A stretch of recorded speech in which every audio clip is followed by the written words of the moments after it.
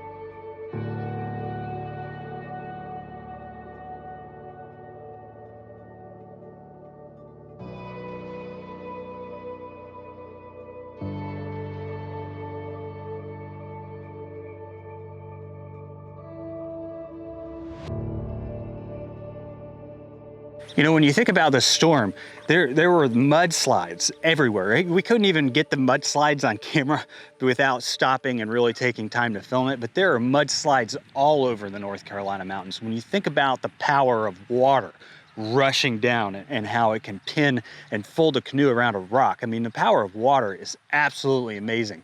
Mix that with mud, sand, and rock from these mountains and tree debris, and that is why this is such a catastrophe. That is why there's so much damage, is because you just had these massive, powerful slides just pushing everything in their wake and destroying the countryside up there, destroying homes, destroying people. There's been some very, very, very sad stories. I mean, I was telling my wife about one the other day that I had read about a woman who lost her 7-year-old. They were on the roof of their house. And I just cannot imagine having spent as much time as I have up there over the last couple weeks, I cannot imagine being there when all of this was going down. I mean, I know here that back there looked like a river, okay?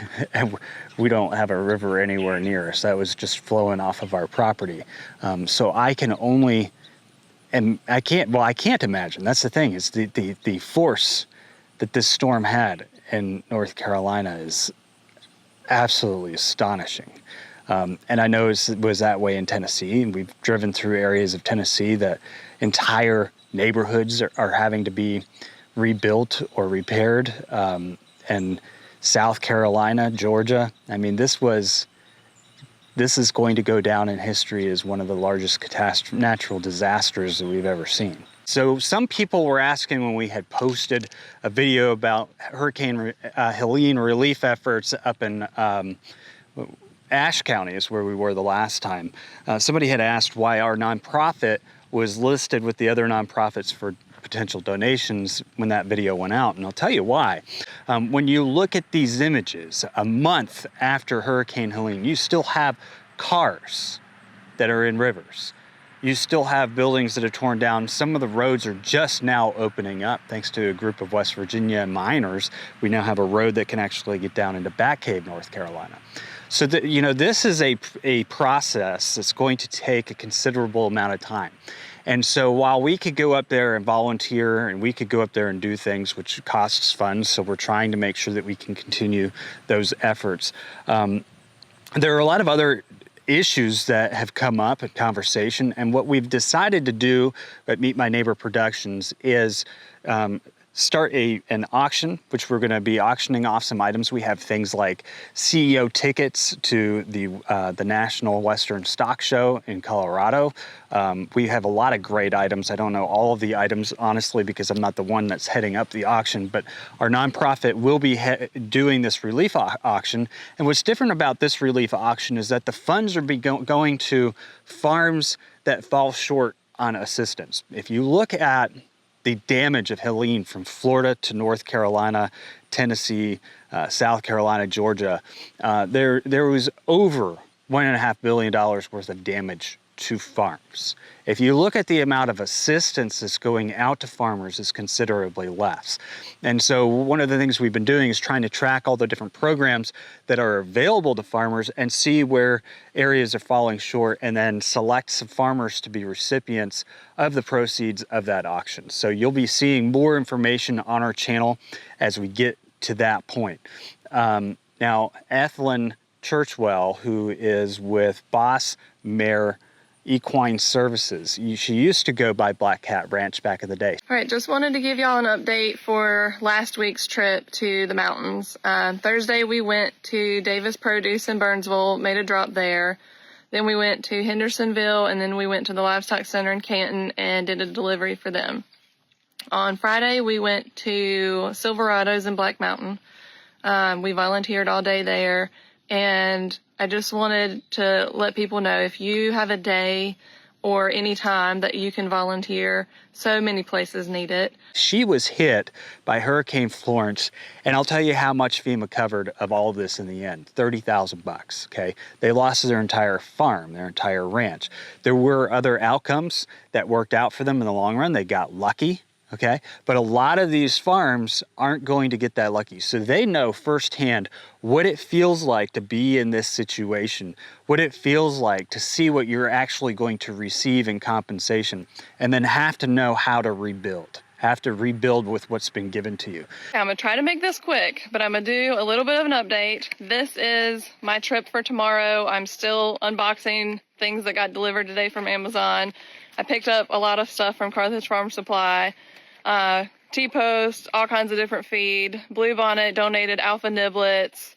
I've got the Redmond Rock items that they donated. Coat defense, blankets, jackets, heaters. I have a slew of things that we have to figure out Tetris in the back seat again. And then we also still have to finish packing back here to put as much as we can in one spot. And so she's been very passionate about this project, and my wife has been working with her on it, and I'm listed as a contact as well. And what we're doing right now is we're collecting donation items. You could also just donate directly to the fund. On the website, you'll see a link where we've put a fundraising goal, and our end game is to go out and find farms that have fallen short on capital to rebuild, or did not get access to things. I know that somebody donated a bunch of beehives to the folks in the mountains the other day. That's fantastic, because when you look at things like apiaries, their apiaries get cleaned out. And yes, crop insurance will pay for the lost honey, but what about all the bee nukes? What about all the beehives? Those are really expensive things. And so there are a lot of areas that we're going to find in our food supply because of Hurricane Helene that fall short. There are farmers that have a lot of citrus crops and fruit crops between all of those states that will take years before they're able to produce again. Years, because they've lost their entire groves. Entire orchards up in the North Carolina mountains have been wiped out. The trees have been wiped out. It doesn't happen overnight. You're not going to be back in production next year. So what is crop insurance on your current crop going to do for you? And we also want to make sure that those who are small farmers who get no assistance from the USDA, get no assistance from some of these larger organizations, are also able to come back. Our market gardeners are extraordinarily important people to us. They're the ones that provide us with fresh fruit, give us a local option. This will have more of an impact on the local supply than it will on anything else, because a lot of those farmers are not going to make it back into business unless they have help and resources. And so that's why our name is on there as well, is because we are running our own efforts for Hurricane Helene relief. Meet My Neighbor Productions, as you know, is focused on agriculture. And so we've made this auction very focused and very specific as to who is going to be eligible, who the funds are going to be going to, and making sure that we're protecting the small farmers who pretty much lost their livelihood in that storm. And you know, when it comes to agriculture, there are a lot of different areas of agriculture. Hunting is one of them. If you look at a lot of the folks who provide services like taxidermy up in the North Carolina mountains, a lot of the game lands haven't reopened up there yet because because the damage is just too great. It's going to take years. Absolutely, it's going to take years to get North Carolina back to the way it was. I was telling somebody the other day, I love fly fishing. I go to the North Carolina mountains regularly to fly fish. We were just driving through some of the areas that I have fished, spent a lot of time fishing in the past. Newland, that town's completely destroyed in some areas. I don't even know that, you know, some of those areas will get rebuilt, at least, you know, not to where they were. When you head into Banner Elk, some of the outskirting towns of Banner Elk down where those rivers are completely devastated. The pollution in the rivers is going to be there for a while. We've got to get them cleaned up. And then once we get them cleaned up, we've got to start replenishing them with fish and other things. There's a lot that has to happen to return that type of activity to the area. So, you know, I was reading about a taxidermist the other day who, you know, he's going to go out of business. If people don't bring him any business. Problem is there's no game lands. There's no hunting going on up there. It's completely impacted our food supply in more ways than just small farms, more ways than large farms. So stay tuned on this channel. I'll be doing more as we get closer to the auction, and we have a full list of auction items that I can share with you guys. And we're going to make it as fun as we can. The idea is to have the auction the first week of December. That way, anybody who wants to donate things, and if you want to donate auction items, you can reach out to me or you can reach out to Helen directly. But we are planning on hosting that auction first weekend of December. It's going to be an online auction. We're hoping to have a lot of great items on there, items that you would be interested in if you're into farming and agriculture. And, you know, like I said, the beneficiaries of this fund that has been put together by Meet My Neighbor Productions will go to these farmers, and we have a committee for this particular fundraiser to help decide, where those funds are best utilized and who should receive them. We're also, when we get closer to that time, we'll be opening up a panel for people to submit farms or ranches that they know of who have fallen short of their needs, or for farms and ranches who have fallen short of their needs to submit themselves. With times like these, sometimes you have to think outside the box and say, okay, well, what can we do to help? Besides volunteering, besides all of those other things, financially, these areas are facing some great concerns. And I was telling somebody, we were up in Tennessee last week, I was telling somebody up there, I was like, a lot of people are canceling their vacation rentals and things up in that area. If there is a vacation cabin out there that is open and available for you to stay in, they need the commerce, okay? North Carolina needs the commerce. I think they're past the travel ban, they're in the rebuilding stage, but they also need your patronism. Because that's what's going to keep a lot of these businesses open out there. People talk about, wiping out entire communities and different objectives and goals in doing that. Well, the one way that you can stop that is by going and being a patron of those businesses, by helping to support them, especially during a period of regrowth when they need to have those resources in order to do the things they're doing. So that's the stage that we're at with our thoughts on Helene efforts, and I hope you guys will continue to support the things that we do.